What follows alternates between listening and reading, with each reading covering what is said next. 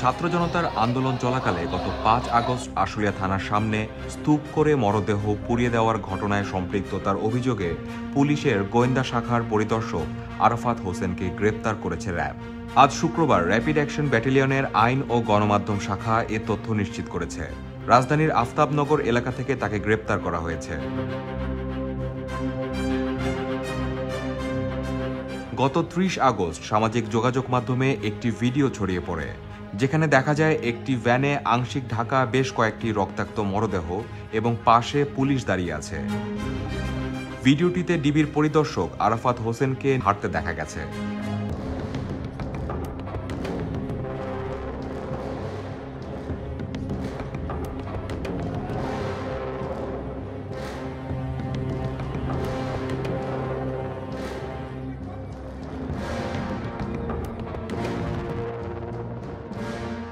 সামাজিক যোগাযোগ মাধ্যমে ছড়িয়ে পড়া আরেকটি ভিডিওতে দেখা যায় ভ্যানে থাকা মরদেহগুলো পুড়ছে এবং পাশেই কয়েকজন পুলিশ সদস্য দাঁড়িয়ে আছেন।